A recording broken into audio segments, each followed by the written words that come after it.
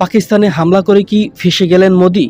যেই সত্য সাধারণ ভারতীয়দের কাছে লুকানো হয়েছিল সেগুলো এখন ধীরে ধীরে বের হয়ে আসতেছে।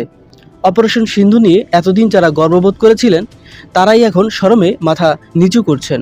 যেই ভারতীয় গদি মিডিয়াগুলো যুদ্ধ চলাকালীন সময়ে বলছিল ভারতীয় সেনা পাকিস্তানের মধ্যে ঢুকে গেছে, লাহোর, ইসলামাবাদ, রাওয়ালপিন্ডি এগুলো দখল করে ফেলেছে, সেই মিডিয়াগুলো এখন এই ব্যাপারে কথা বলতে নারাজ। পাকিস্তানের সেনাপ্রধান আসিম মুনিরকে মারার জন্য ভারতীয় এক্স মেজর আলিয়া পুরস্কার ঘোষণা করছিল সেই পাকিস্তানের সেনাপ্রধানকে ডোনাল্ড ট্রাম্প তিনি হোয়াইট হাউসে ইনভাইট করেছেন। ডোনাল্ড ট্রাম্প নাকি নরেন্দ্র মোদীর ঘনিষ্ঠ ফ্রেন্ড, অথচ ভারত পাকিস্তান যুদ্ধে যুদ্ধবিরতির ঘোষণা মোদীর আগে ডোনাল্ড ট্রাম্প জানিয়ে দিয়েছেন এবং এই যুদ্ধ বন্ধের পুরো ক্রেডিট ডোনাল্ড ট্রাম্প তিনি নিচ্ছেন। তিনি বলছেন যে এই যুদ্ধ তিনি বন্ধ করিয়েছেন। নরেন্দ্র মোদীর কাছে এর থেকে লজ্জার আর এর থেকে অপমানের আর কি হতে পারে? প্রিয় বন্ধুরা, এই ভিডিওতে আলোচনা করতে যাচ্ছি পেহেলগাম হামলা, ভারত পাকিস্তান যুদ্ধ এবং ভারত পাকিস্তান যুদ্ধবিরতি, এই সকল বিষয় নিয়ে যেই পরিমাণ মিথ্যাচার ভারতীয় গদি মিডিয়া এবং ভারতীয় সরকার করেছে। তো এই জন্য পুরো ভিডিওটি দেখার অনুরোধ রইল। যারা এই চ্যানেলটিতে নতুন রয়েছেন এই চ্যানেলটি সাবস্ক্রাইব করে চ্যানেলটির পাশেই থাকুন। যেহেতু চ্যানেলটি এখনও নতুন, মাত্র কয়েকদিন হলো শুরু করেছি, তো এই জন্য আপনাদের সাপোর্ট দরকার। তো চলুন এবার মূল আলোচনায় ফিরে যাই।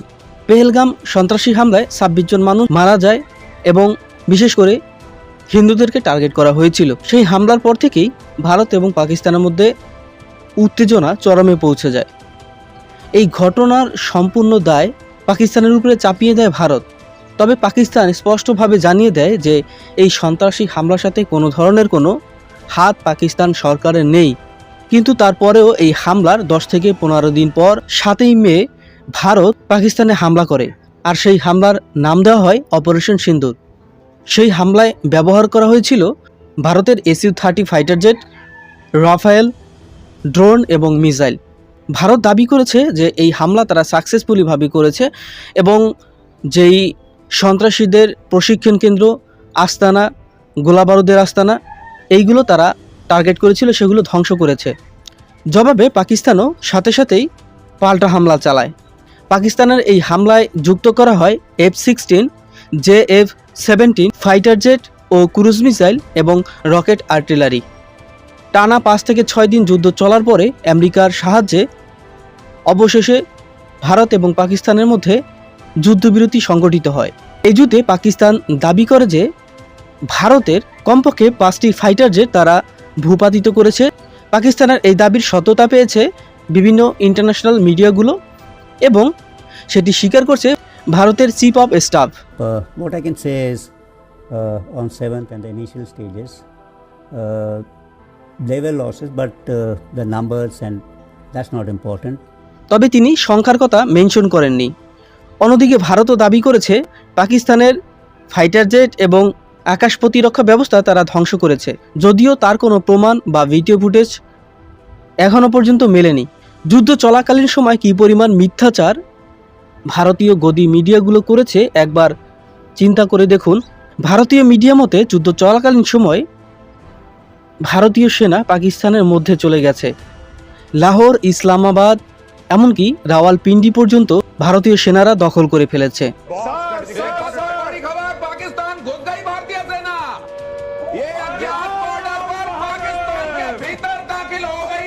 এই যুদ্ধ নিয়ে যেমন মিথ্যা তথ্য দিয়েছে গদি মিডিয়াগুলো, তেমন মিথ্যা তথ্য দিয়েছে ভারতীয় সরকার নরেন্দ্র মোদী বলেছিল পাকিস্তানের পক্ষ থেকে যুদ্ধবিরতির জন্য ফোন আসে।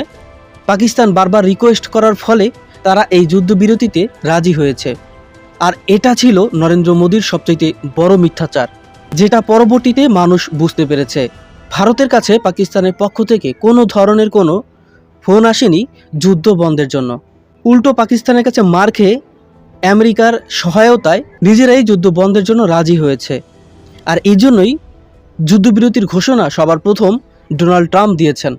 এই যুদ্ধ চলাকালীন সময় ভারতীয় গদি মিডিয়া, ভারতীয় সাধারণ মানুষ তারা ভেবেছিল যে পাকিস্তানকে এবার একটা শিক্ষা দিয়ে ছাড়বে। তারা পুরনো বদলা নিবে, পাকিস্তানকে দখল করে ফেলবে, পাকিস্তানের নাম ও নিশানা পৃথিবীর ম্যাপ থেকে মুছে ফেলবে। কিন্তু বাস্তবে হয়েছে তার উল্টোটা। আর এখন সেই সমস্ত মিথ্যাচার একে একে সোশ্যাল মিডিয়ার কল্যাণে ক্লিয়ার হয়ে আসতেছে।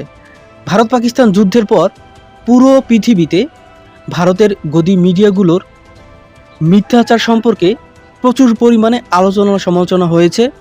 ধিক্কার জানিয়েছে মানুষ এই সমস্ত মিডিয়াকে। মিথ্যাচার করার জন্য যদি কোনো নোবেল রাখা হতো তাহলে মনে হয় প্রতি বছর একটি করে নোবেল পেত ভারতীয় মিডিয়াগুলো।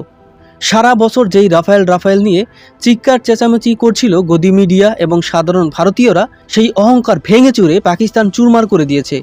আর এই সকল মিথ্যাচার ধীরে ধীরে অনুমান করতে পারছে ভারতীয় সাধারণ নাগরিক, যারা অন্তত অন্ধভক্ত নয়, তবে যারা গুখোর মুদখোর অন্ধভক্ত তারা এখনও সেই আগের জায়গাতেই আছে। তারা এখনও গর্ববোধ করছে অপারেশন সিন্দুর নিয়ে। যারা ভারতীয় সচেতন নাগরিক তারা এখন গদি মিডিয়া এবং গদি সরকারকে প্রশ্ন করছে কিভাবে পেহেলগামে 20 থেকে 30 মিনিট পর্যন্ত 26 জন মানুষকে মেরে সেই সন্ত্রাসীগুলো অনায়াসে বের হয়ে গেল। কেন এত বড় একটি ট্যুরিস্ট প্লেসে কোনো সিকিউরিটির ব্যবস্থা নেই? অপারেশন সিন্দুর পরিচালনা করার সময় ভারতীয় কোনো ফাইটার জেট পাকিস্তান ভূপাতিত করেছে কিনা সেই সম্পর্কে কেন স্পষ্ট করছে না সরকার? হঠাৎ করে কেন পাকিস্তানের সাথে যুদ্ধবিরতি চুক্তি করতে হলো? আর যুদ্ধবিরতি হলেও সেই তথ্য সবার আগে কেন ডোনাল্ড ট্রাম্প দিয়েছে? তাহলে কি এই যুদ্ধে পাকিস্তানের কাছে অসহায় হয়ে পড়েছিল ভারত? এরকম হাজারো প্রশ্নের সম্মুখীন হচ্ছে গদি মিডিয়া এবং বর্তমান সরকার। কিন্তু দেখেন, ভারতীয় গদি মিডিয়াগুলোর বেহায়ামির একটা সীমা থাকা উচিত। এই প্রশ্নগুলো যারা করছে তাদের আবার দেশদ্রোহী ট্যাগ লাগিয়ে দিচ্ছে। এত কিছু হওয়ার পরও কিছু অন্ধভক্ত এখনও রয়েছে যারা গোবর খায়, মুদ খায়। তারা মনে করে পাকিস্তানকে তারা উচিত জবাব দিয়েছে, আর এজন্য অপারেশন সিন্ধু নিয়ে এখনও নাচানাচি করছে। অথচ তাদের সাথে কি হয়ে গেছে তারা সেটাই এখন পর্যন্ত বুঝতে পারে নাই।